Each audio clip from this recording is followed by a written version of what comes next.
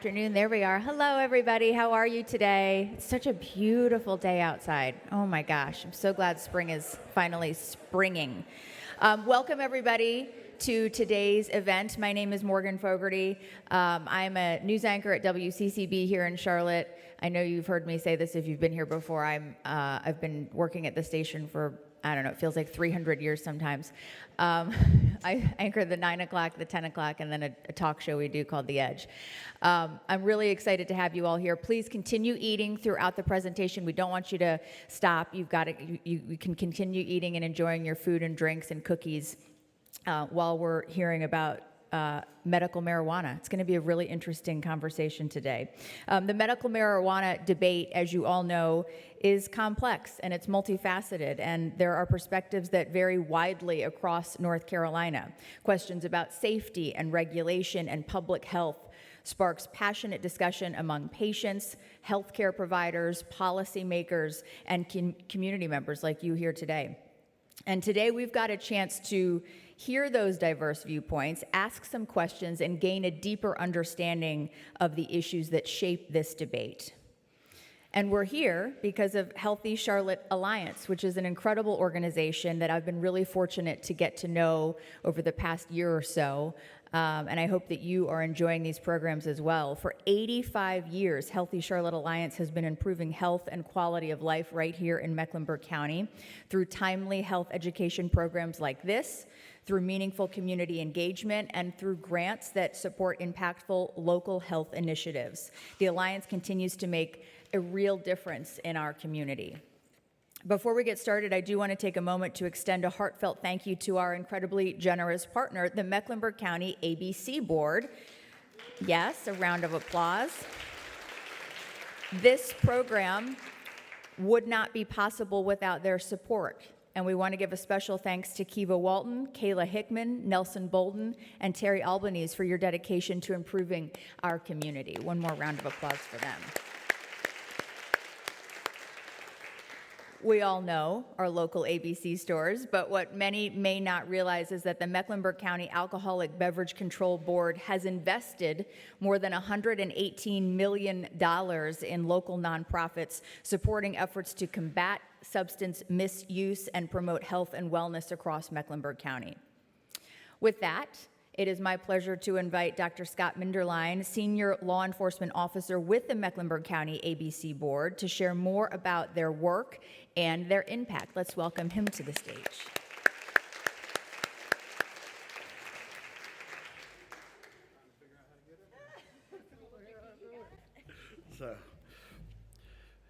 Good afternoon. I'm speaking today on behalf of Kiva Walton. He's the CEO of Mecklenburg County ABC. He's unable to be here today due to a death in the family. So, approximately 80 years ago, legislation was enacted that shaped the alcoholic beverage control system in our state. This legislation would lay the foundational rules for the future sales of alcoholic beverages. My name is Dr. Scott Minderline, and I am a Senior Law Enforcement Officer with the Mecklenburg County ABC Board. And I'm currently assigned to our internal training platform, which we call ABC University. I would like to take this time to thank, again, the Healthy Charlotte Alliance for our continued partnership, 3 years and counting now, in working together to keep our community safe.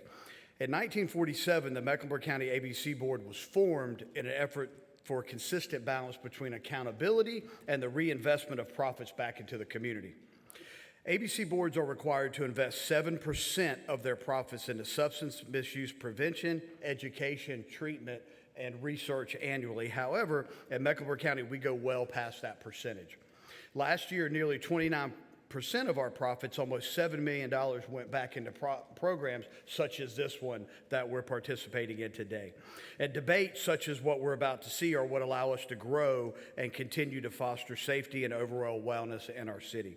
So again, on behalf of the Mecklenburg County ABC Board, I would like to once again thank the HCA, the guest speakers, attendees, and others that are here who helped to make this event possible, and conclude with the following statement. The future belongs to those who act. Will we be among them? So thank you for coming.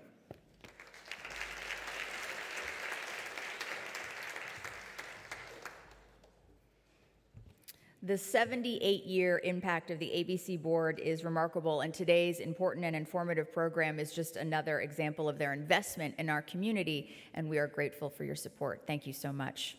Today, we are going to hear from experts on the medical marijuana debate, exploring, as I said, the risks, the regulation, and the impacts on public health. And then we are going to bring them all back on stage. They're going to sit here, and they're going to answer your questions. You're going to hear a lot of information over the next little bit of time here, so please jot down notes if you think of something you'd like to ask a question about, because we would love to be able to answer that for you.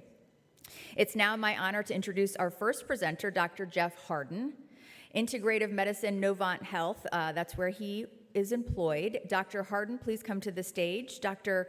Hardin is the lead physician of integrative medicine at Novant Health, where he combines conventional medicine with evidence-based holistic therapies to treat the whole person, body, mind, spirit, and community. His clinic primarily supports cancer patients, but also helps people looking to improve their health, manage chronic conditions, or delay aging. With a background in emergency medicine and a doctorate in cancer molecular biology, Dr. Hardin brings decades of clinical experience and research insight to patient care. He is also trained in acupuncture, herbal medicine, and integrative therapies, emphasizing proactive, personalized approaches to wellness. He and his wife, along with their 4 cats, I love that. I love cats. Moved to Charlotte from Sedona in 2022. Let's welcome him to the stage.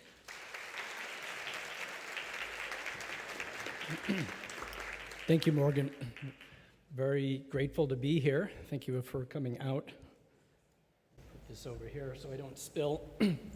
So I have a brief presentation on some of the medical aspects of marijuana cannabis. And I'll just get started on that in the interest of time. So disclosures, I have no financial ties to anything around this, and this talk is mainly for education, not to incite you to go out and use these products. Also, my views that I'm expressing here today are mine, and they're not part of Healthy Charlotte Alliance, Novant, which is my employer, and I'm a professor at several institutions, and there also. And just to let you know about my interest in this topic, my expertise, I'm not a prescribing physician for medical marijuana. Over the years, I worked in the ER for 25 years, had a lot of patients come in for various reasons related to cannabis, and I'm going to present a couple of cases here. Also now in my current role at Novant in the Cancer Institute doing integrative medicine, I have a lot of patients, I'd say upwards of 30%, who take CBD or THC walking in the door, and they come to me and say, is this a good idea? Does this treat cancer? Is this dangerous? And we have pharmacists who specialize in doing drug interaction checks because one of the issues with medical cannabis is that it has a lot of liver enzyme activities, and so it interacts with a number of medications, and that's really crucial if you're a cancer patient on chemotherapy. So we try and have nuanced conversations, and we follow a harm reduction model, which I'll talk a little bit more about in a minute. So that's about me and my skin in this game, so to speak. So here's our objectives. We're going to look at different forms of cannabis available, both FDA-approved medications that are prescription, and what's out there in what some people call the Wild West of medical marijuana and recreational, although we're changing that terminology to adult use cannabis. We'll look at some of the evidence supporting and against the use of these medications, and we'll also look at some of the risks and potential harms that we encounter. And then I think one of the overarching themes that you'll appreciate from this presentation is that the research is limited, which is kind of surprising. Just as kind of a historical note, humans have been engaged with this plant, cannabis sativa, and various cultivars of it for at least 5,000 years as far as we know. We have evidence from ancient Egypt, also from ancient China, that people were using these plants medicinally. And this country has a history of medical marijuana dating back to about the mid-1800s. There was a whole expansion of different herbal medicines and what were called patent medicines. So, they didn't have the different regulatory agencies that we do now. So people would, basically put together a bunch of herbs and patent them. And cannabis was a very widely used product up until about the 1930s, used medicinally and, I'd say, for people to use recreationally. Became more popular during Prohibition because it wasn't prohibited, but then there was, I believe it was a tax reform that basically made it inaccessible. And then, of course, you all know about in the 60s and 70s, it became a very popular street drug. And then in 1970, it was banned and made a DEA Schedule I. And then over the last couple of decades, there's been and maybe Dr. Greenblatt will speak to this, but there's been a kind of a revolution in people wanting to use these medications, them becoming both legally and illegally available widespread throughout this country. So I want to just mention a couple of 3 cases that I encountered over the years. One was a 27-year-old woman who came to Sedona when I was working in the ER there with a large entourage of family and friends for a destination wedding. We had a lot of those there. It was a great place to work. And she showed up in my ER, and her story was that she suffered from lifetime anxiety, and she was, it's her first, hopefully last and only marriage, and was just mortified about it. And she had recently realized that she had trouble with alcohol, so that was her usually go-to for calming her nerves. So she went to a medical provider and got a prescription, went to the dispensary, got some edibles, these were gummies, and on the day of her wedding, she was really nervous, so she, for the first time in her life, took one of these gummies. And one thing, we'll get a little bit into this, is that there's different rates of absorption, and with edible products, they are slower absorbed and slower to get to psychoactive use. So nothing happened after about a half an hour of taking this gummy, so she took another one. And I think she took maybe 3, and then something really significant happened. And I wouldn't say she was acutely psychotic, but she was having a full-blown panic attack, came into my ER. We were able to help her out, but she missed her wedding, and everything's booked up, so that had to be postponed. So it was a real sad consequence for her there. And this is a very common scenario. I saw this quite a bit in the ER. Another case is an 86-year-old woman who I've known for a number of years, was intolerant of opiates and NSAIDs, which are like ibuprofen and these kind of medications. And she had chronic ankle pain from a really bad number of surgeries she had. And, on a whim, when she was younger, she tried pot, in the 70s. And on a whim, she got her medical card and started taking these at a low dose, had good advice, unlike the first patient who I think they call them bud tenders, but the person at the dispensary just said, these are great products, and didn't say, take a half of one, and that's all, instead of 3. So anyways, this case is a little bit more positive, even though she's 86, you say, oh my gosh, cannabis. She has had good pain control. She says she sleeps well and has had, as far as I know from my limited involvement, no adverse effects from this after 8 years. So this is a kind of the opposite extreme.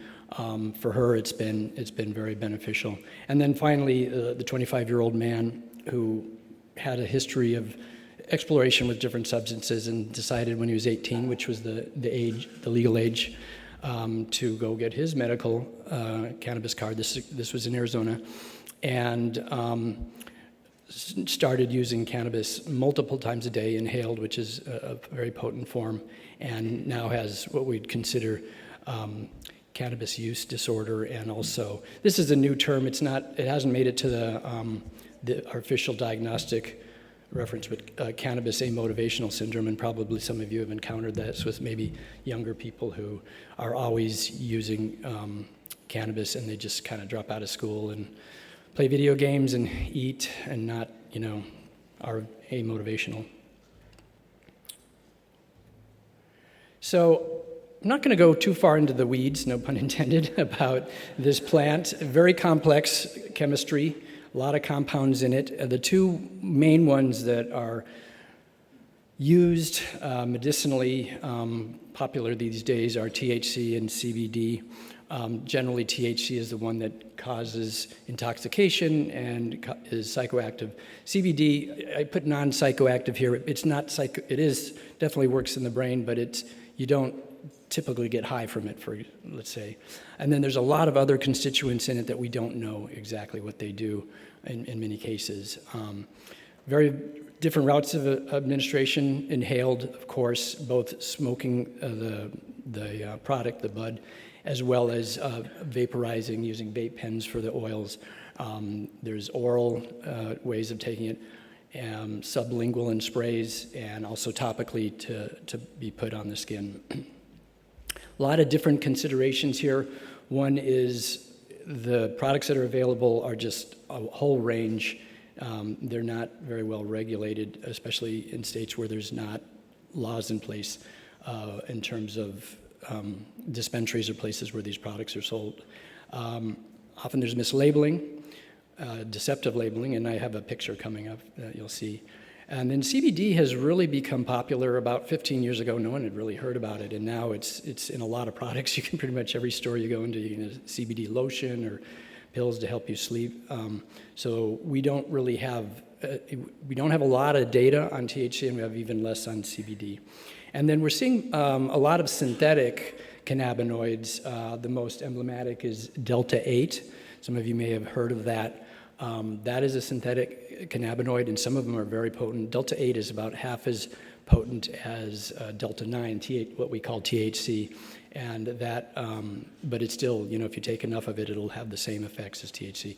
And these are, there's a kind of a whack-a-mole game going on here with people, companies developing different synthetic cannabinoids, then certain jurisdictions are banning them or regulating them, and then they'll modify the structure. This is kind of a common theme in the pharmaceutical industry to skirt the regulations.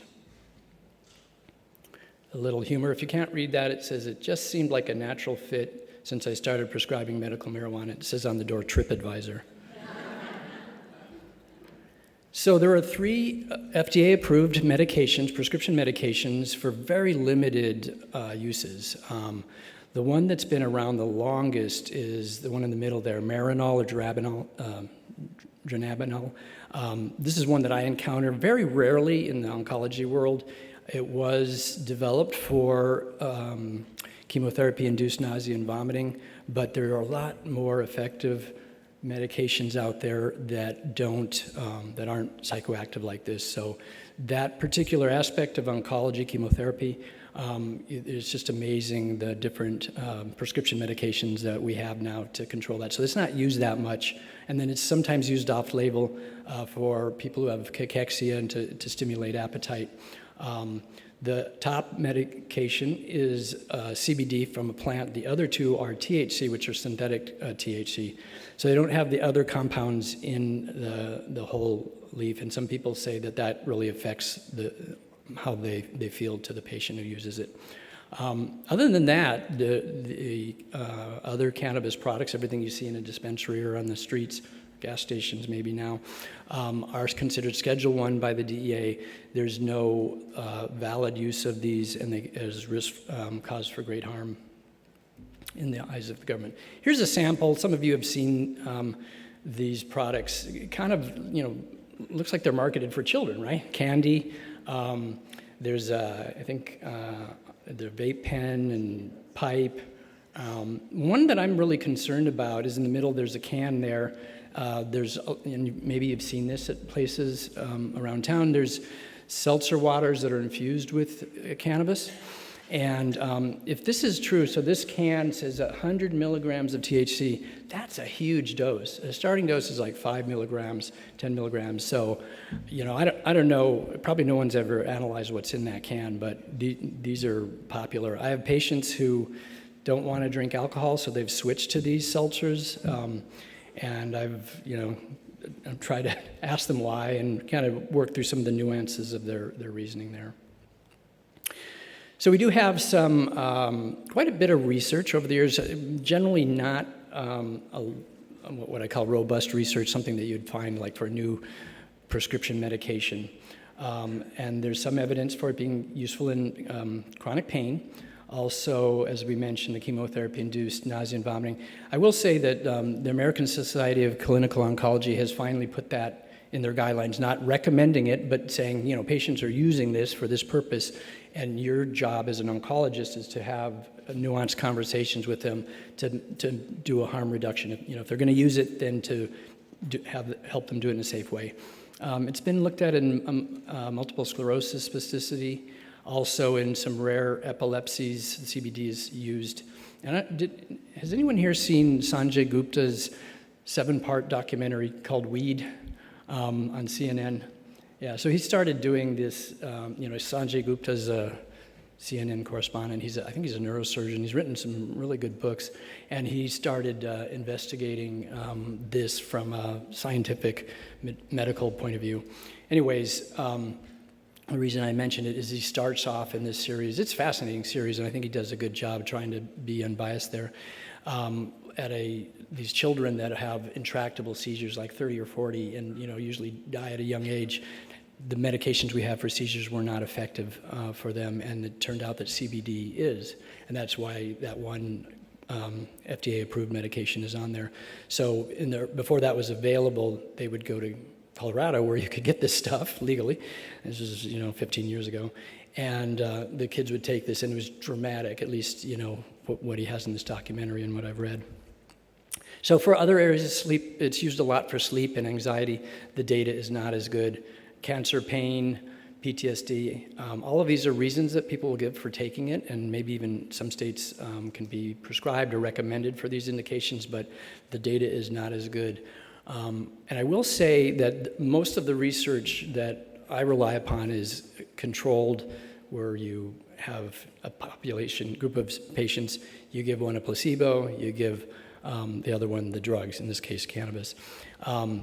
That's really how we like to do science and look at it, but a lot of the research, which I haven't talked about here, is surveys of people who are long-term use of different cannabis products, and they report that it is effective for pain, that it's upwards of 70% in many of the surveys. It is effective for anxiety, it is effective for a lot of these indications, but when we do the research comparing side by side, we just don't see that in the signal, and we see, I would have to say, more possibility of harm than benefit. But there is this discrepancy in the research, and I think it's going to take a long time to know. Another little cartoon. This is the patient saying to the doctor, "Can you prescribe marijuana to help relieve the boredom of sitting in your waiting room?" So chronic pain, I'm going to kind of speed it up here because I'm worried I'm taking too much time. This is one of several randomized controlled trial meta-analysis. So that's when we pool together a lot of data from different trials, and they try and ferret through some of the nuances there. They saw very, in terms of the way the studies were done, cannabis versus placebo in patients, and these were oral formulations, very little improvement in pain, physical functioning, sleep, and emotional, social functioning. There's no improvement. So their bottom line from this was modest benefits at best, not a first-line treatment, maybe I'd say a third-line treatment. And then I will say that some of the other reviews out there, and this is, it's easy to, not easy, but you just kind of crunch the numbers and you can generate a paper on a meta-analysis or a big review. So there's several out since that British Medical Journal one that look at it for chronic pain, and most of those, using the same data, mind you, came up with the same conclusion. So anxiety, very big reason. Pain is the most popular reason that patients go for medical cannabis, and then anxiety is number 2. So 50% of them think that, or say that that's why they use it, but the research shows that it's maybe not as effective. Certainly at low dose, there may be some benefit for anxiety when we use objective measures, but certainly, and this was my patient, right, the first one I talked about in the ER, who took a high dose of THC, so 30 grams or so, and she had a panic attack. And sometimes we actually see acute psychosis in those situations. So we are concerned about that. I'll talk a little bit in a minute about inducing psychosis and the risk of that. And both the American, so two of big professional societies in this arena are the American Psychiatric Association and the American Society of Addiction Medicine. They both recommend cannabis use for any psychiatric illness. So why is this such a mess? Why can't I tell you, oh, this is a great drug or this is a horrible drug? Because, for a number of reasons. One is Schedule I, so that's really limited the access to this drug. Also, there's not incentives there for pharmaceutical companies to run with this and develop proprietary pharmaceutical agents in this area. That's changing a little bit. There used to be only one place you could get your cannabis from, even though it's grown wildly throughout the country, both legally and illegally. And that was at the University of Mississippi. The studies that we've done don't really reflect what patients are doing. That sample of the dispensary products, that's not what they're testing. They're testing pure medical grade products where they know the exact amount of THC, what some of the other constituents are, the purity, the quality, all of that. We have quite a bit of research looking at, we have an endocannabinoid system that's the reason why these drugs are active in us is we have the hardware in our bodies for them. It seems to be part of the brain and the immune system. Part of its inflammation. We don't have all the reasons why we produce natural cannabinoids in our body, but we produce 2 cannabinoids, and if you don't have that, you basically die. So these are essential molecules, the stuff that we produce, not taking it from outside, obviously. That's not essential. Most of the research is not long-term, and that's one of the things we'd want to know in terms of harms. Then also different products are available. You can't do blinded studies, so in science, when we do these trials, we like to have one, the group of patients getting the medications and the ones who are getting placebo, and they're blinded. So the people running the trial don't know who's getting it, and the patients who are given the medication don't know if it's placebo or real. Well, that's hard to do with cannabis because people generally know when they're given cannabis because they feel the effects of it. And then this is a huge issue with all psychoactive medications, even like SSRIs, the antidepressants. There's a huge placebo effect. The placebo effect is when patients have a belief or they feel like they're getting a certain product and they have a reaction to it that would mimic it. And we see this in every medication, everything from aspirin, the statins, cancer drugs. But it seems to be more prevalent, and usually it's about 20 to 30% in most medications that you'll actually get similar improvement with that medication than when you're giving a placebo if you think it's the real thing. With the psychoactive substances, it can be upwards of 70% placebo effect, so it's really confounds a lot of the research. So here's the paradox. The access to these, both through, I'll say the medical route and also the adult use, the recreational route, is really expanding in this country. Possibly Dr. Greenblatt will talk about that. But our research is really growing slowly. So these things are out there, they're being used, our kids are using them. It's a real issue, and we're starting to see some of the consequences.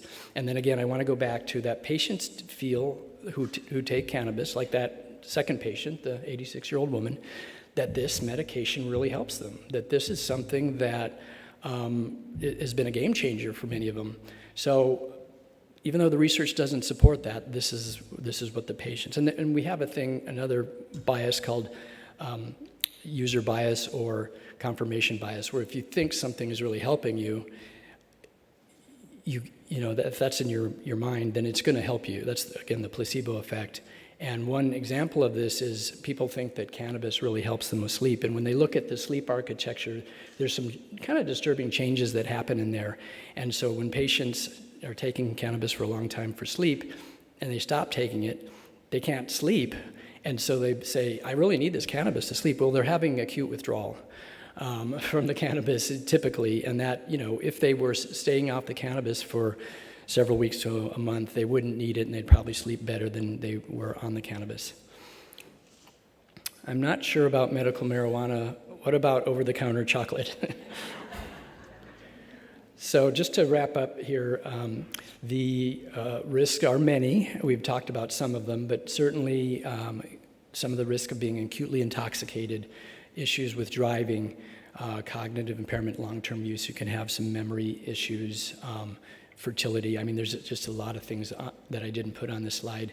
And then some serious things are upwards of 29%, in some study up to 30% of long-term cannabis users develop cannabis use disorder. So we used to call that cannabis addiction, or but just like we call alcoholism, we've changed the wording around that, cannabis use disorder. Cannabis hyperemesis syndrome, really wild. Long-term heavy users of cannabis will suddenly have this paradoxical reaction where they just have uncontrolled vomiting. It's very similar to cyclical vomiting. Saw this a lot in the ER. And it's astonishing how we tried to convince patients, it's your cannabis, because patients, at least in Arizona in the ER, were pretty honest that they were using these. It was legal, they didn't really have a reason to lie. And they would come back, like 2 weeks later. Well, I was using it and it was fine, and then suddenly I got sick again. Stop using it.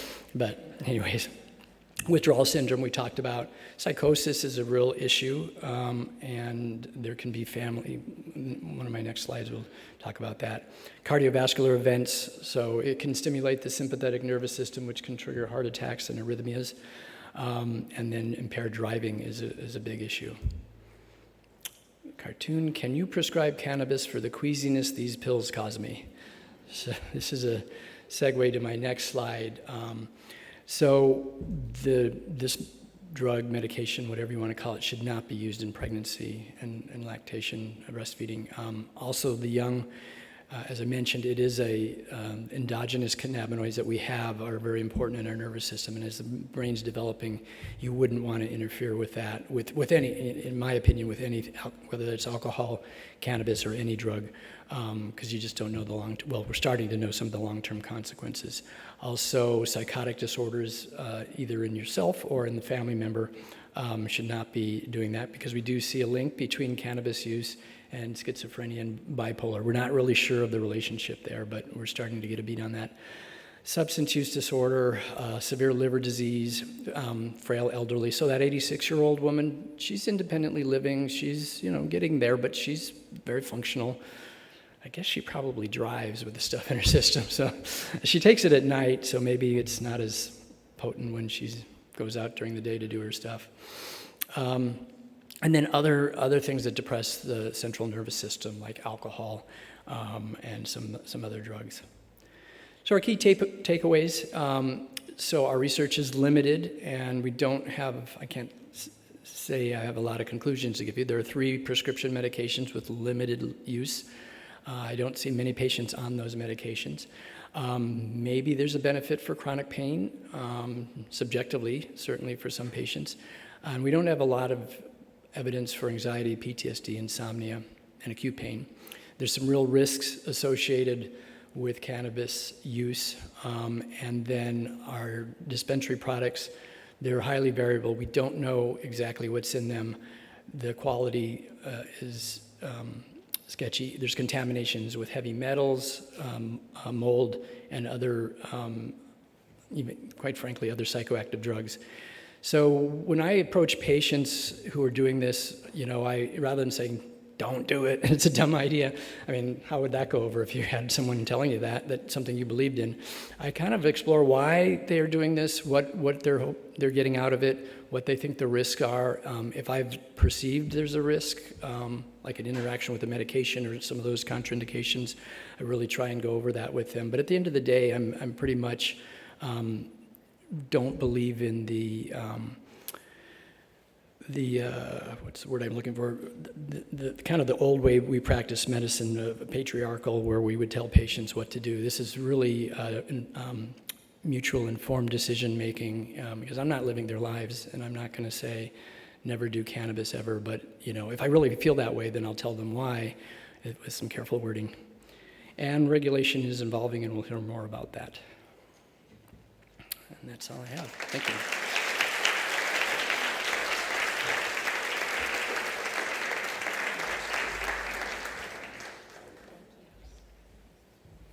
Thank you to Dr. Hardin again for sharing more about medical marijuana from the clinical perspective. We're now going to hear from Brianna Partlow. Brianna, if you could make your way to the podium. She is a clinical supervisor at Anuvia Prevention and Recovery Center and team lead of the Assertive Community Treatment Program, also known as ACT.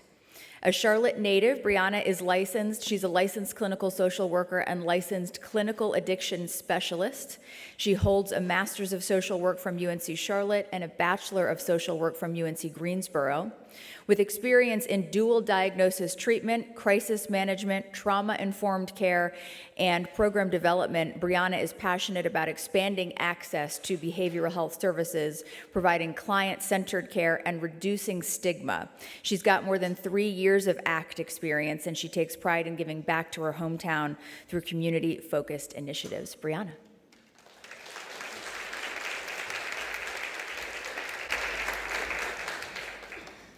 Good afternoon, everybody, and thank you, Morgan, for that introduction. I'm so honored to be here today to just represent my agency, Anuvia Prevention and Recovery Center, but just to also share with you some of the research and things that we're seeing out in the community. So I'm going to be reviewing the risk factors and community impact through a clinical addiction specialist lens.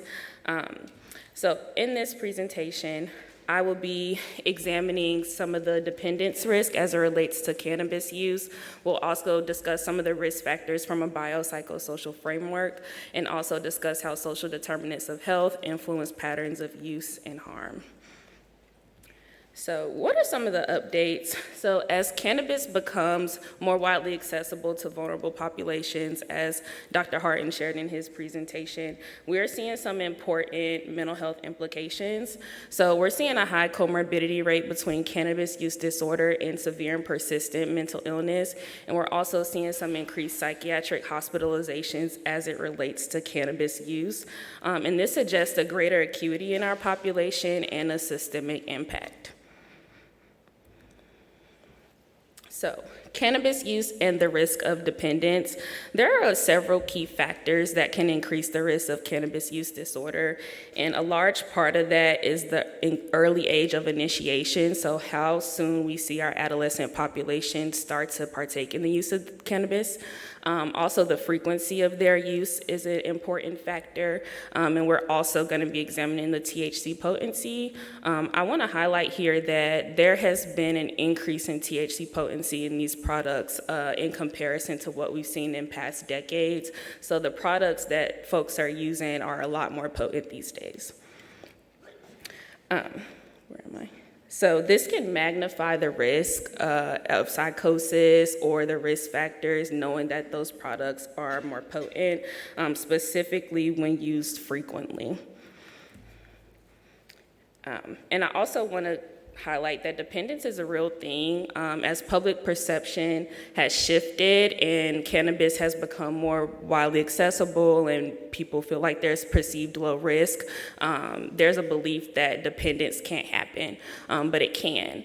And we see an increased tolerance, so we see folks that maybe a long time ago, they did not have to use cannabis as often, right? Maybe they only had to do it once a month or once a week, but then as time progresses, we see near daily use or folks that have to use more than one time a day in order to feel those same effects. We see folks that experience cravings or withdrawal symptoms or long-term mood instability.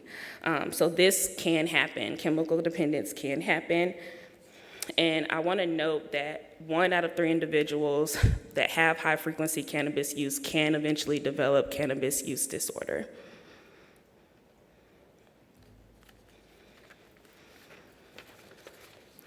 So what's the gateway potential? So when we talk about folks that are using cannabis at a higher frequency, that is another risk factor that can potentially lead to developing another substance use disorder. It puts you more at risk.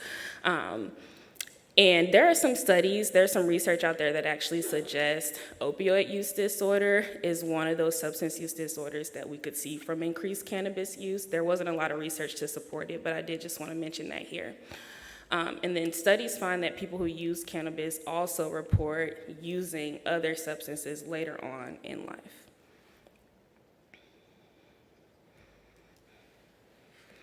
All right, so client presentation. So some of those biopsychosocial risk factors that we typically see in folks that use cannabis are those adverse childhood experiences. So we see folks that have been exposed to trauma in their early years or in their adolescence, but also maybe there's a family history there. And so those folks might be genetically predispositioned to have a substance use disorder or be diagnosed with a severe and persistent mental illness, especially if you have a parent or a grandparent who struggle with substance use disorder or using substances or mental illness as well. And then in addition, if you yourself have a pre-existing mental health condition, that is another risk factor that can come up. So some of the long-term symptoms that we see when working with clients are that mood instability. So we have folks that have that increased anxiety or depressive symptoms. We see a lot of emotional blunting where it's hard to access those emotions in session, or we see that anhedonia or that decreased motivation where we see folks not really interested in things that they are normally doing, or they no longer want to put forth effort into things that they would once want to accomplish in the past. There's also some additional cognitive concerns. So we might see an impaired short-term memory. We might see slow processing speed or reduced attention span.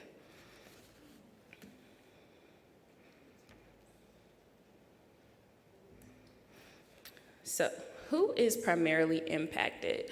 Adolescents with ongoing neurodevelopment are the #1 vulnerable population that I want to highlight here. Because their brain is not fully developed, when they start to use those substances at such a young age, I mean, I've seen as early as 8 or 9 years old, those clients end up having issues later on in life, right? And they putting themselves at risk for those mental health disorders, so individuals with depression and anxiety, post-traumatic stress disorder, but also those psychotic spectrum disorders, because we have seen a correlation between cannabis use and those psychiatric symptoms. But also folks that are living in communities where they're affected by poverty, systemic racism, or have limited access to health care because they're not able to get the treatment that they need, but because of the experience they're having in their communities, they're being impacted by this.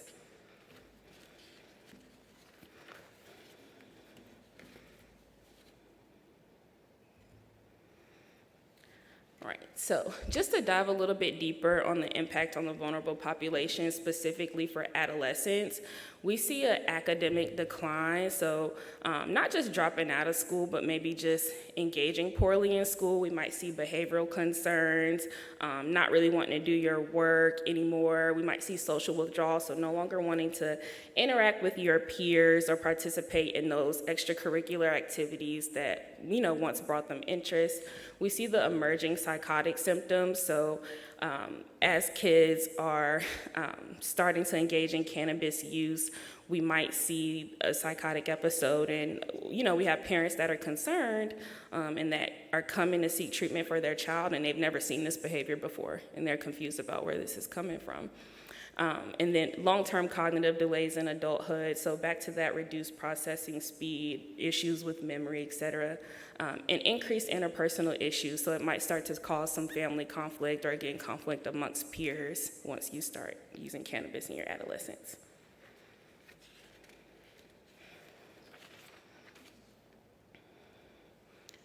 So, what are the clinical insights? So, cannabis use that begins in adolescence carries a significantly higher risk in developing dependence, as the brain is still undergoing some critical development, as we discussed earlier.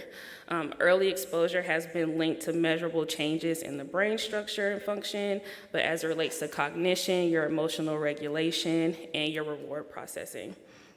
So I want to add additionally that heavy use and high potency THC are associated with the increase in psychosis and being diagnosed with a mood disorder. So I want to say that this isn't us taking a stand against cannabis use, right? But we do want to highlight that there is a risk of dependence and some mental health implications, and we need to recognize these risk factors when we're doing this work.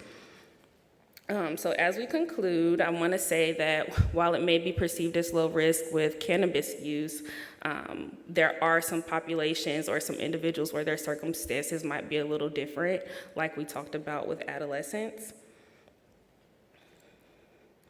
And so that might require a different approach when we're working with those clients. So we might need a more trauma-informed care approach, harm reduction approach, because a lot of folks are using cannabis as a way to cope, survival, self-regulation, and just some relief, especially if there's an absence of mental health care. So I want to highlight that my agency, we have been committed to eliminating any barriers for folks that need services. So whether it's a virtual or telehealth option or a community-based option, Anuvia is here for you. So if you know someone that needs support, or if you're an agency that wants to partner or refer a client, please connect with us. If you have any questions, please reach out. Thank you, guys.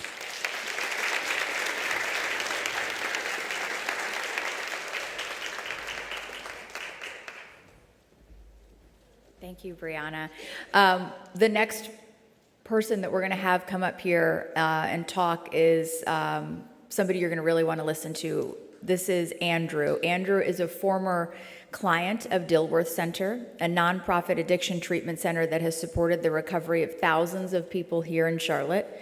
And today he has generously and courageously decided to share his personal experience and firsthand perspective on the impact of marijuana misuse.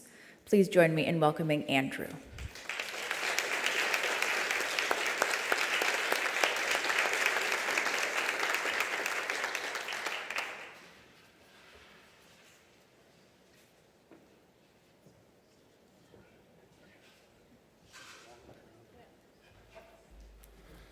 All right, good afternoon. Let me open this up. Thank you for giving me a few minutes to share some of my experience. I feel grateful that I was asked to do this. My name is Andrew, like was already shared. And I just want to offer a bit of perspective on this, perspective that was shaped by my lived experience in active addiction and recovery from addiction. I've spent a lot of time interacting with people who work within systems that I'm sure a lot of you work within, hospitals, treatment centers, maybe detox facilities. I'm not sure who all's in the audience. But I've spent a lot of time interacting in these systems. I've been sober now for 15 months. Prior to that, thank you.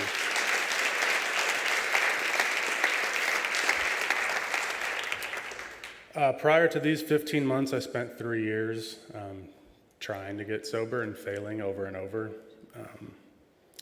But I kept trying, and I had a lot of help. A few people in the room who were instrumental in that, so thank you. And eventually some things fell into place, some things clicked, and I got it. Prior to those 3 years, I spent 10 years in active alcoholism and eventually drug addiction. And it started how it starts for probably anybody who uses any drugs or mind-altering or mood-altering substances recreationally. It was social. In some ways, it felt like a rite of passage, probably. I graduated high school in 2012, and I left to go play football at a relatively large program and a full-ride scholarship, and I had, big dreams, goals, and all of that sort of dissolved over the course of the next 2 or 3 years. And I sort of adopted this new identity as basically a degenerate. It's maybe not the best way to put it, but it's what I was. It started with alcohol. I got drunk the first time when I was 18. I started smoking cannabis when I was 19. And by the time I was 21, it had progressed from something that was social and recreational and fun into something that was totally isolating and dangerous. I'm not going to stand here and say that using cannabis destroyed my life, because it doesn't. There were other substances involved. But I think that marijuana did play a significant role in how I came to believe that I needed to use some type of mind or mood altering substance on a daily basis in order to cope with life. The sort of ethos around it back then, around using cannabis, and maybe still today, was that it was harmless. I know some of the previous speakers shared that it's low risk. And for most people, that's probably true, but there are, at-risk populations of people like me who are vulnerable to or who are already living with substance abuse issues or addiction, that's just not the case for. And for people like me, the individual substance doesn't matter so much as the patterns of behavior that develop around the substance. And for people like me, one substance tends to lead to another, and it can spiral really quickly. And it did. Excuse me. That said, my experience and perspective is sort of on an extreme end of the spectrum, and it's not reflective of what most people's experiences probably are or will be using cannabis. But it does exist, and there are enough people out there who, my story is very similar to plenty of other people's stories out there who are struggling with some form of substance abuse. It may not be most people's stories, but it's enough that this perspective needs to be taken into consideration when talking about things like legalization of marijuana, whether it's medicinal or recreational. I guess the sort of flip side to it in terms of legalization is that right now, I can't remember the doctor's name that spoke earlier, but the gentleman who spoke first mentioned that there's an increasing curiosity about using cannabis for a variety of reasons. That's not going to go away, I don't think. And right now, the options are you go buy it from a drug dealer, which is not a good option. There are levels to what that looks like. Or you can go to a gas station or vape shop and buy some unregulated synthetic THC product, and that's also not a great option. So I think that this has less to do with, is marijuana a good thing or a bad thing, and more to do with how does legalization affect the environments in which people are procuring it. Let's see. I wanted to talk a little bit about, I guess, the potency, because it's not what it was 20 years ago, or even 10 years ago. I've experienced psychosis induced from very strong THC products. It's not fun. I think part of that has to do with the fact that I'm an addict. Part of that has to do with the fact that you go and buy these products that are not labeled accurately, or you go buy some janky edible from a drug dealer that has no idea what he's doing. So it brings me back to the point I made a minute ago, that legalization can potentially provide maybe a safer way for people who are curious about this to get into it, because the options right now are not the safest. But again, there are vulnerable people who this is going to most certainly have a negative effect on, and that needs to be remembered. I think that holds some weight in this debate. I don't know how much weight it holds, but it needs to be taken into consideration. I think that's all I got. Thank you for listening to me.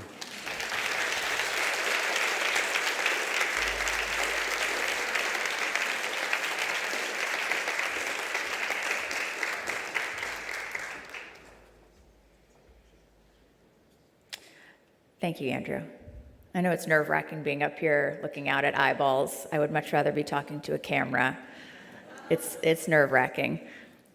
Now I'd like to ask our final presenter, Dr. Lawrence Greenblatt, to please come to the stage. Dr. Greenblatt serves as the State Health Director and Chief Medical Officer at the North Carolina Department of Health and Human Services. We are really fortunate to have him with us today. Joining us from Raleigh, a distinguished physician, professor, and public health leader, Dr. Greenblatt is widely recognized for his commitment to high-quality care, advancing medical education, and improving mental health and addiction services across North Carolina.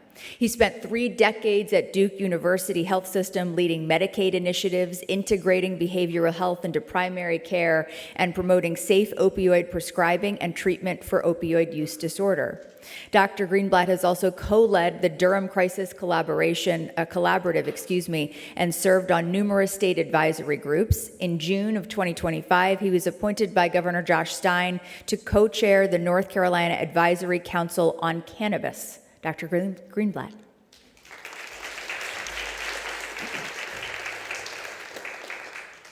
So first, I'd just like to say, what a great set of speakers you've heard from today. And thank you so much, Andrew, for sharing. I'm learning a lot. This is a terrific panel.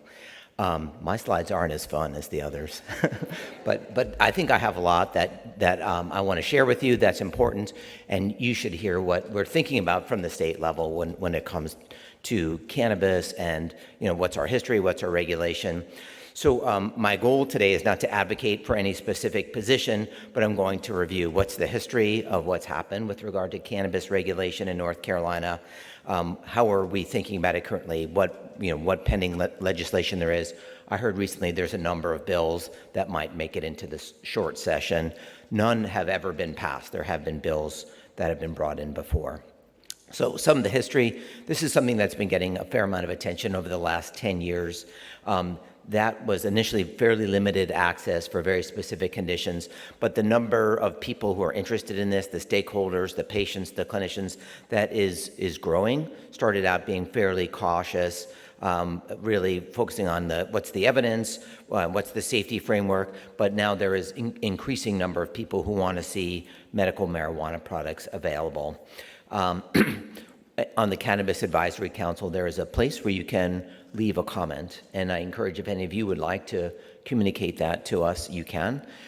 Many of the comments are specifically about how people are finding cannabis useful for medical conditions and encouraging the state to make that available. And you heard from Dr. Rubin how people believe that cannabis is helping them and how it might really be helping them. There may be a disconnect there. So we're aware of that phenomenon, but a lot of encouragement there. So the current landscape, we have non-intoxicating cannabis products. You heard about CBD is widely available in all kinds of retail outlets, and that can be oral, it can be topical, and that is non-intoxicating. CBD, when it is sold over the counter, is not tested, and when it is tested, often you will find intoxicating cannabinoids in the same product, even though it doesn't say that on the label. With a lack of purity standards and testing, this isn't pharmaceutical grade, this is just what's being sold. If it's topical, it wouldn't be intoxicating, but if it's oral, a person could get some THC from that. There's been a number of references to the vape shops and the hemp products being widely sold. Probably worth just spending just a brief moment on how did that happen? Why can they sell that stuff when it's illegal? And so this gets into like a law that was passed in 2018, which people call the Farm Bill. The Farm Bill was passed by Congress to try to allow farmers to grow hemp products, and hemp and marijuana are the same plant. Isn't that interesting? And they defined hemp as less than 0.3% by weight THC, and marijuana is 0.3 or higher is marijuana. And the goal was to allow farmers to grow products that could be turned into animal feed or rope or clothing, more like fiber, more animal food. People eat hemp, but there's not a lot of that. You can find it in the cereal aisle. And then individuals on seeing that realized, well, we can sell hemp products that have less than 0.3% by weight THC, but what if instead of it being super lightweight like the dried flower of the plant, What if it were something considerably heavier, like a bag of gummies or a candy bar or a drink? And now 0.3% of something that weighs 100 grams or 300 grams, that's a whole lot of THC. And what is available in the shops now can have, and you saw 100 milligrams, I've seen 500 and 600 milligrams in a can. You'll see a bag of gummies, each one is 30 milligrams or more, and there might be 10 in the bag. And so the amount that's available without any regulation whatsoever is staggering. And if you haven't been in a vape shop and you're interested in this topic, I encourage you to spend 5 or 10 minutes, just go see what's for sale. It is stunning. And the products are not tested. They can sell to any age they want. What's in the product isn't necessarily what's on the label. And in states where they do regulate, I've heard a presentation, this was from Oregon, where they tested the products to see really what's in there. And there was often wide discrepancies between the label and the amount of THC. And then also there were other psychoactive compounds in the products. Some of them were what I would call a semi-synthetic, meaning it started with THC and then that gets modified, or a complete synthetic, which has nothing to do with the plant. It's made in a chemistry lab. And those things were being blended in as well. And then you saw the marketing is clearly targeted at all ages, often children.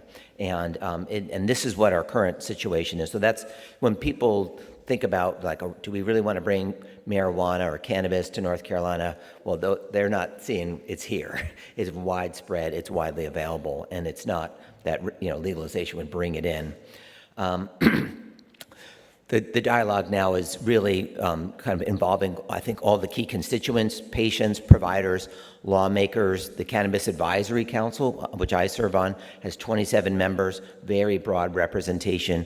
And I would say law enforcement has a really substantial role in that as well. That's highway patrol, it's sheriffs, it's police officers, and they're very concerned about, how is cannabis affecting their communities. And whatever happens, they want to make sure this is done in a way that protects public safety. That's like car crashes and the like. And then certainly there's a lot of people like me, we're interested in the public health implications. And we heard very clearly from our earlier speakers what are some of the potential harms. There are others too, but they hit the main ones for sure. So there have been a number of bills introduced that have looked at medical programs. And some have gone a bit further than that, but typically these would be with state oversight. Licensing, you can't sell unless you have a license, which you pay for. You have to meet certain qualifications. Individuals wouldn't be able to get the product unless they had essentially what's like a card, a cannabis card. I don't think there's any states where doctors are necessarily, or medical providers are required to write a prescription like you would for a medication, but rather you just are certifying this individual has a medical condition that can be treated with cannabis or with marijuana. That's what's been in some of our bills that haven't passed. That would require some testing, some oversight. There would have to be careful labeling, what's in it, how much is in it, as of now, none of these bills have been approved. So if you're going to think about regulating, there are a number of things to think about with regard to medical marijuana. The product quality and safety, you heard right now, it's kind of all over the place, and I would say quality is lacking. But if you're going to call it a medicine, you want to test that, and you want it to be a reliable lab. The labs are prone to corruption. We hear that often from other states, and I have a lot of communication with cannabis regulators in other states. The labs are essentially paid for, or they maybe are at risk for losing their contracts if they say, well, this product isn't meeting the standard. It's too strong, it's too weak, it's got contaminants, and then they'll find that they're out of a contract, so they tend to approve stuff, or they'll test some part of a bigger lot and say, oh yeah, this is fine, but they just took the part that they knew wouldn't test out of range. And we hear all the time, be careful about that. If we were to do this in North Carolina, we would want to have our state lab at a minimum providing oversight. I don't think they have the capacity to do all the testing, but that's a huge issue. There needs to be a lot of education around medical cannabis if we're going to have it, and that's going to be to medical providers who really don't have this in their formal training. How does it interact with other drugs? What are the side effects? How much should a person start with? What are the potential adverse effects? You heard about cannabis hyperemesis, psychosis, some of these things. This is not necessarily something that, routinely is taught in medical school or in residency training. So we'd have to have that. We'd want to also educate the population about the potential risks. And there is a belief that this stuff is pretty darn harmless. Well, in fact, it's not. And it's particularly dangerous for someone who's pregnant. It's dangerous to the baby. For someone who's nursing, and then you heard adolescents, they have particular risk for some of the brain harms that can come from cannabis. You see that quite a bit less in people who start in adulthood. It's more of an adolescent problem. How will we sell products? Is it going to be in drugstores? Is it going to be in dispensaries? How many? Some states have really carefully limited the numbers of licenses that they're willing to put out there, and others have said, hey, if you can pay the fee, what we charge, you can have one. And then those states tend to have a huge number of licensed dispensaries. Our vape shops, we have huge numbers, about 7,000 is what I've heard, though it's hard to know because they're unlicensed. They are not licensed. They just are, somebody decides to set up a business. And you probably have seen them where they're even like on the same block in the same community. I live in Durham, and I kind of keep track of how many are within walking distance of my home. I'm up to 10. 10 I can walk to. If I get in my car, it's probably 30. We have to make sure if we have it, it has to align with federal expectations. Marijuana is federally illegal, but they are allowing states to create their own regulatory environments. And as long as they're essentially looking after things, the federal government lets that happen and kind of looks the other way. So we have to be thoughtful about that. Big emphasis on safety, that's highway safety. It's also workplace safety. People are operating equipment. What if they're on medical marijuana and it affects their ability to operate equipment and they're at more risk for an injury or something? We have to be thoughtful about that.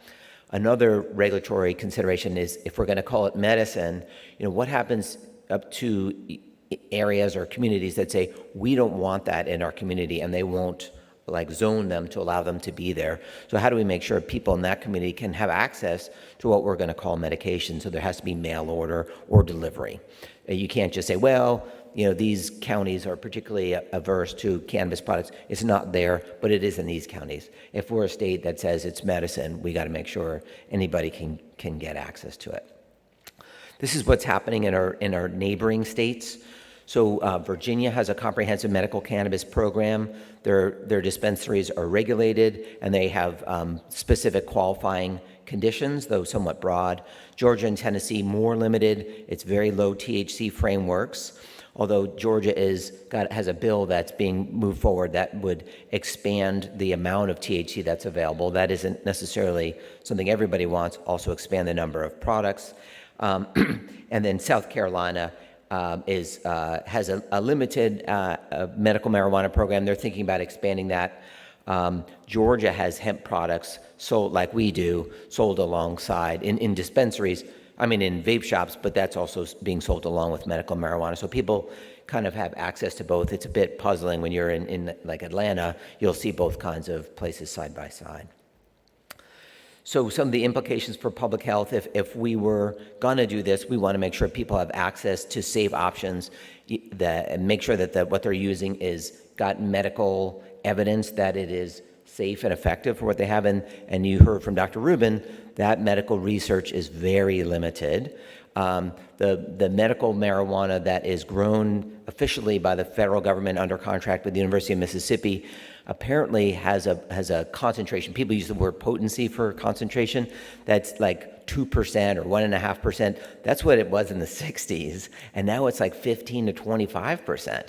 So it's almost like a completely different thing. And so that research is really problematic. And in general, we don't really know. We have a lot of self-report. We have a lot of observational studies, which are not nearly as rigorous as the randomized, placebo-controlled clinical trial. That's really the gold standard that any pharmaceutical would be expected to be subject to, but we don't really have that so much for medical marijuana.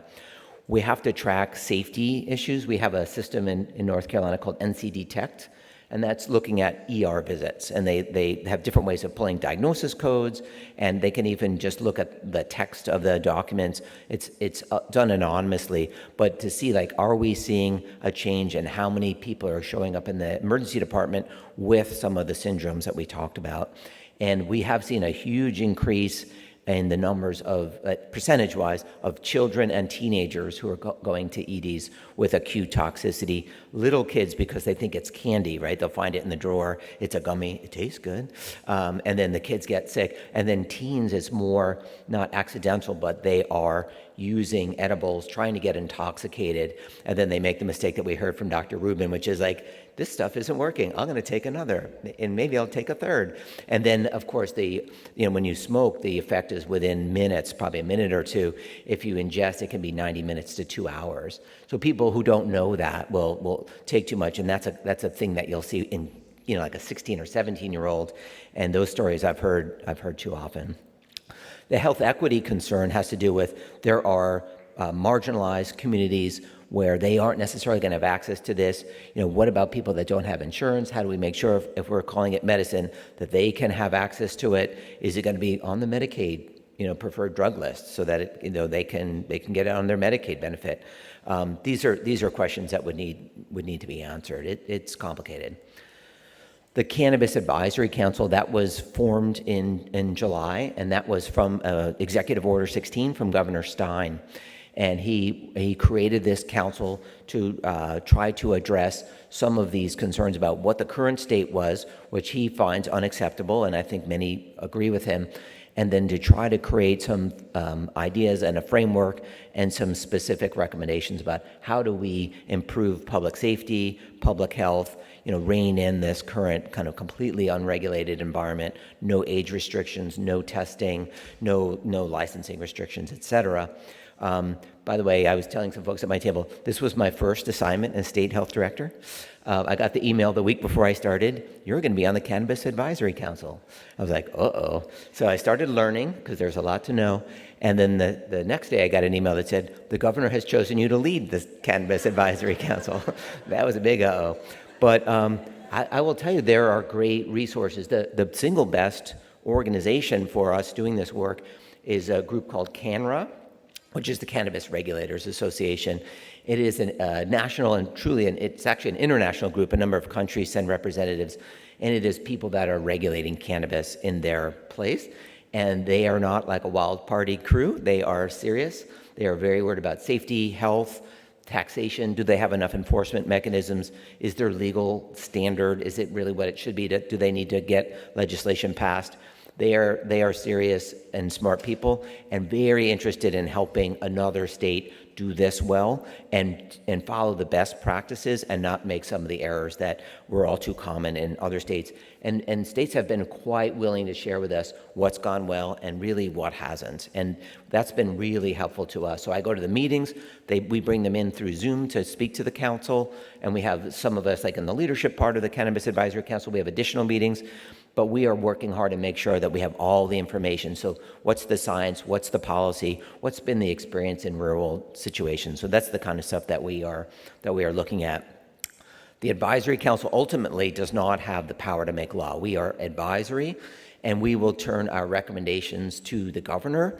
Our preliminary recommendations are due at the end of this month, and our final recommendations are due in January. And in December of this year, and we meet on a regular basis.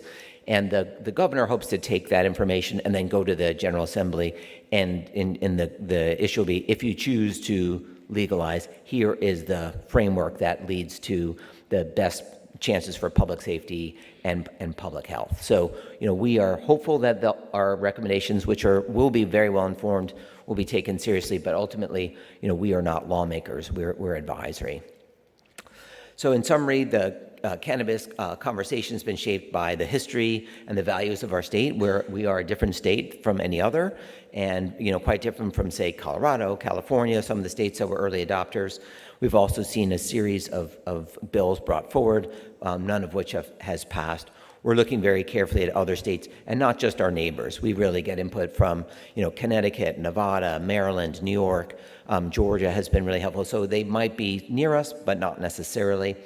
And all of the information, all the conversations we're having have to be grounded in best evidence, which we share widely with members of the council. We're prioritizing protecting public health And most important in that is youth. The youth protection is the number one concern.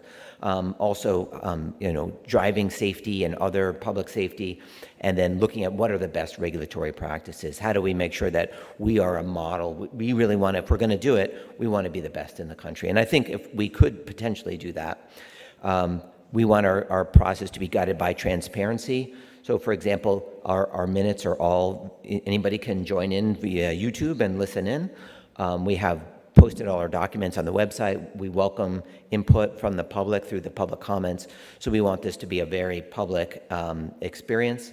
And we do a lot of thoughtful deliberation, and we give everybody an opportunity to speak their mind, raise their concern. We have folks that are representing different organizations, and the perspectives are often grounded on, who are they there representing? Is it, policy? Is it legal? Is it medical? We have people who are in the retail community, et cetera, and we want to hear all of those different perspectives. So I'm going to pause there and say thank you. I'm looking forward to being on the panel and hearing your questions, but that's what's happening at the state level.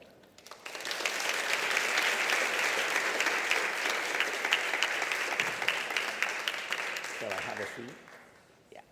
Okay.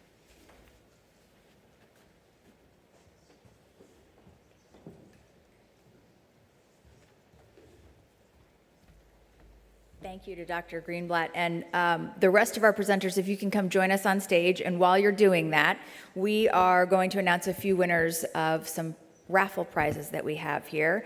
Aaron's going to bring over the bowl that we're going to pull names from. Okay. What's the first one?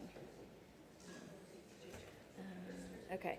The first prize is an aromatherapy oils roller set, a perfect tool for self-care, stress reduction, and overall wellness. The winner of this is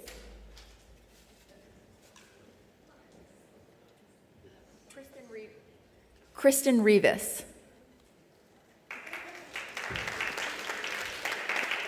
And if you, Kristen, are you here? Yes. Okay. Okay, our next, we have a lot of prizes. Okay, our next prize is a 5-minute daily gratitude journal. Taking just a few minutes each day to reflect and give thanks can help you focus on the positive and find joy in everyday moments. And the winner of this is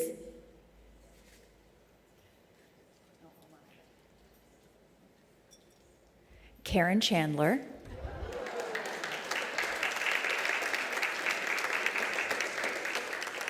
Next, we have a scent-infused grounding stone. This little tool can be used as a fidget for sensory immersion, for calming, to help reduce anxiety and stress and stay present. And the winner of this is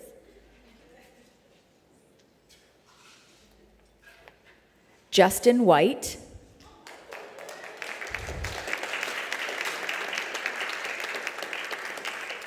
Next, we have a 365-day mindfulness self-care daily motivational calendar.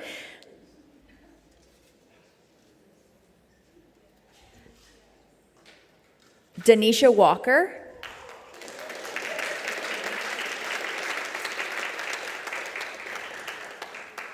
And our next prize is a rose quartz face roller. This is the tool that's perfect for stress relief, relaxation, helps you unwind. Keep it in the fridge or the freezer. It'll be extra nice. Christina Aquilon.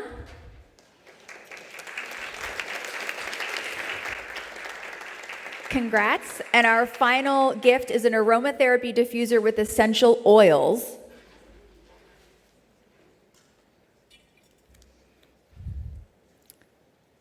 Chanda Scott. Congratulations. Okay, now it is your turn to engage with our presenters. So if you have a question, there's a microphone right here. Please come up to the microphone, don't be shy, and we will get the questions going. Oh, perfect, we have a brave soul to step forward. Hi, Sally. Can you hear me? Barely. Can Can I stand up? Yeah. I am standing. Daniel will Okay. help, yeah. I have a question for Dr. Greenblatt. First of all, is Duke going to win the game this weekend? Of course, thank you. We knew that, yeah. I'm married to one of those others. How are the Indian reservations regulated? You know, we have one in the Catawba County, and I understand they have a license to sell medical marijuana. Yeah, the question was about what's happening on our native lands. So Catawba County was mentioned. I know that the chief, that's Chief Brian Harris, he is on the advisory council and has expressed interest in having his people be part of a medical marijuana solution. They are not currently selling, although I heard you say they have a license. It would have to be an internal, because North Carolina can't give them a license because it's not legal in North Carolina. There is a dispensary on the Cherokee reservation that's in Cherokee, North Carolina, not Cherokee County. And it is run, as I understand it, I haven't been there, but I'm going to go, exceptionally well with testing. They do what's called seed to sale. Every plant is traced all the way through the processing, and they know, like if you buy something, they knew every place that plant has been, how it's been treated, et cetera. They do all the testing. They certainly do age restriction and the like. The person who is the manager of that program also serves on the Cannabis Advisory Council. That's Forrest Parker. And I've heard from many people who've been there, they say, very impressive, very well run, kind of a model of how a dispensary should be run. They are selling to people for adult use, which they can do legally because they are governed differently. And they track where do people come from. And in a 30-day window, he showed me all 100 counties in North Carolina were represented. You were supposed to use it on the Cherokee lands and not transport it, but you know, that's up to those individuals to decide how they do that. You know, they would say we're doing it the right way, and they are I think making a lot of money doing this. Yeah. As you make your way up with your questions, Dr. Hardin, how do you counsel patients who are interested in medical marijuana? What's that conversation like? It's hard to answer that in one broad category because it just depends on the patient, you know. So that one slide showed the contraindications or the patient populations that shouldn't be on it. And if that's the case, if this is a patient that should not be on it, for example, certain medications for breast cancer that are hormonal treatments, certain chemotherapies have pretty strong interactions with cannabis. So with those, you know, I just say, I don't think this is a good idea. Here's potential consequences for that. If they've got, you know, legitimate reasons and maybe they've experimented, or, you know, more commonly I'll have a patient who's already taking something and they're a little shy about admitting that to me, but they'll say, well, what if I was on something that's a CBD that I got, and then, you know, we'd explore that some more. So it just, the whole way I practice medicine is very personalized. You know, the more I do this, the more I realize we're all different the way we respond. You know, our social situations, our biochemistry, you know, who we are, our values.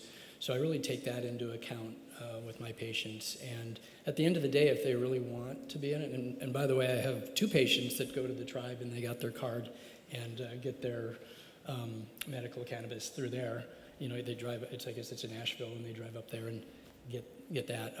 But at the end of the day, if they're really adamant or they've been using it and they just want to do it safely, I try and work with them as best I can. Like I said, we're really changing medicine and not being patriarchal, paternalistic, I guess is the word I want to use, and really partnering with patients to help them make the best decision for their health. Because I'm not going to be going home with them dealing with their chronic pain or their anxiety or whatever reasons they would want to take these products. Right. Interesting. Do we have anybody in the... there we go. One brave soul. I have a pretty loud voice, but I'm up here anyway. I'm curious about the connection between the conversation to legalize cannabis and the growing risk of, or the growing study of cannabis-related schizophrenia. As, you know, if we legalize and we can regulate and prevent, which I can imagine could become a pretty significant public health risk. Okay, if I take that? Yeah, okay. So the question was, you know, how do we bring together the interest in legalization and regulation with the known health risks to cannabis use?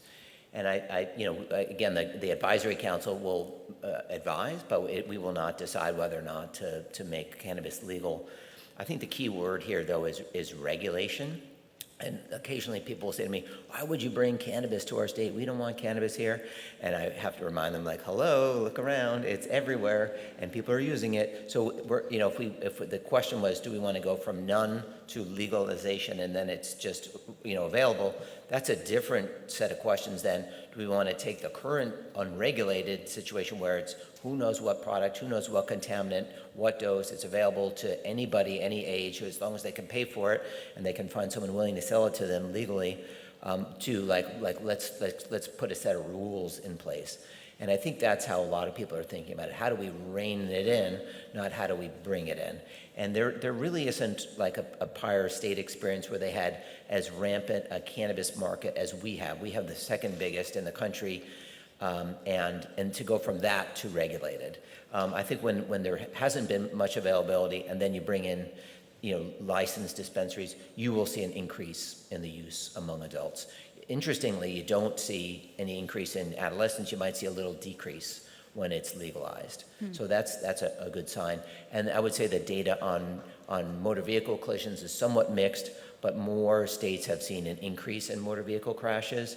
But again, that's when they increase the amount available rather than doing what might be what we end up doing, which is regulating more so than introducing. Brianna, when you're counseling families who come to you for help or counsel, what do you tell them? What are some best practices or advice for having this conversation at home with your young people?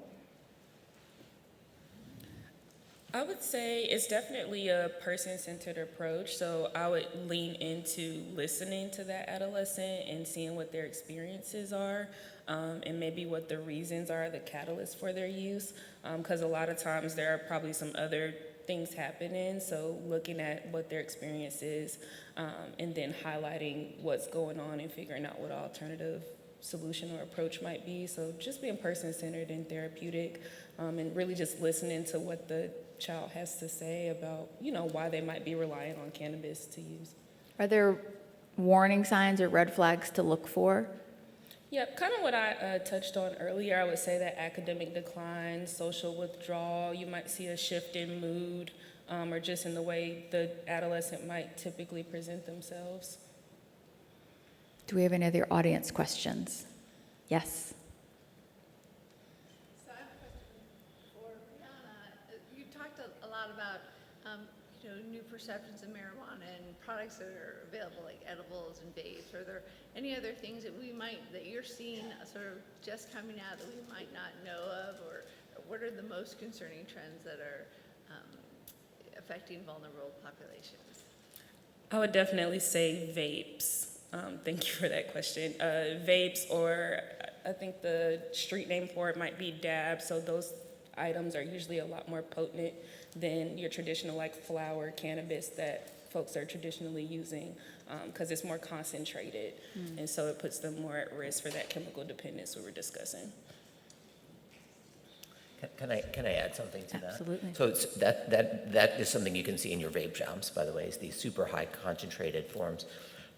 Another thing that's happening is this development of a whole range of products, and Dr. Rubin mentioned some of this, and that some of them are synthetic, meaning they didn't come from the plant, they were just made in a laboratory, and there's just literally dozens of new compounds, and it's hard to know what's out there, and people are buying these things at literally like a gas station. So there's something called 7-hydroxy, which has opioid effects, and that's widely available. Kratom has become a huge problem, and people are developing a use disorder with that.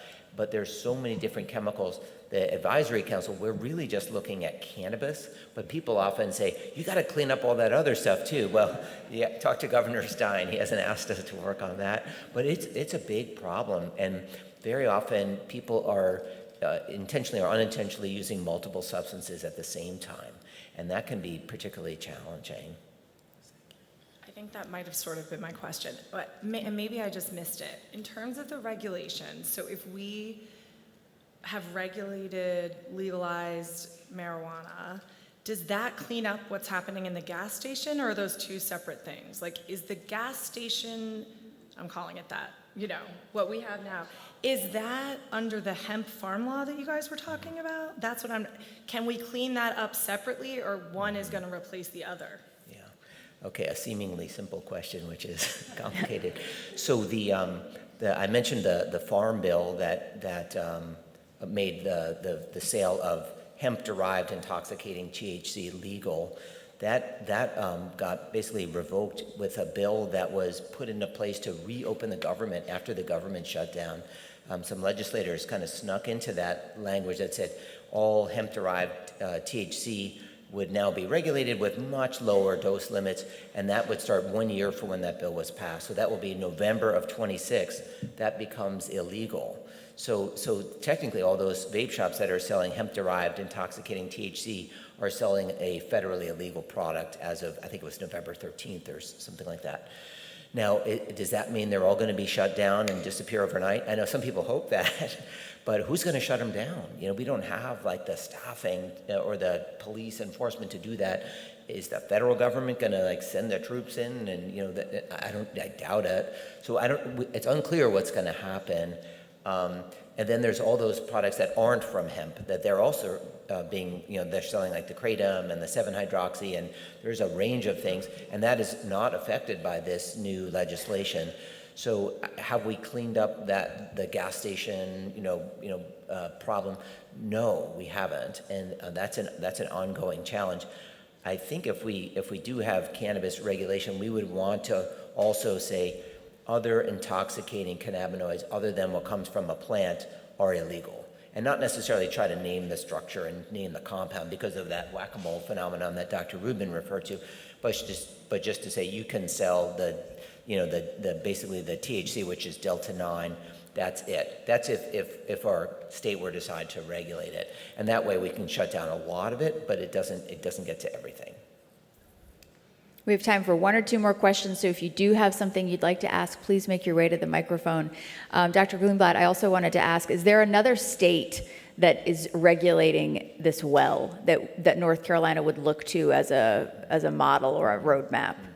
Yeah, I'd say there are a number of states that are doing it well. No state is doing it perfectly, but we working with this national organization, the director, who is PhD scientist, very knowledgeable, she'll point us to different states for their different exemplary, like Colorado had a great public education campaign, other problems in Colorado. Maryland is doing some things really well. Georgia is certainly doing things really well. Connecticut has also been a model. Nevada has very specific rules. I think they have a lot of open use of like combustible, like smoking, and people who go to Las Vegas will say, woo, it's everywhere, and a lot of people find the smell objectionable. So maybe that isn't good, but other things are done very well. They really have programs in place to discourage drug use and driving. They are easily making enough money from their excise taxes to pay for a robust enforcement system, where some states are struggling with that. So there are great examples in lots of different states. Good. And our final question of the day. You might have touched on this. Any thoughts on how states that have legalized this use is managing it from a workforce perspective? So employees and such that are actively using the substance. Right. So the question was, like, have any states really looked at it from a workforce perspective?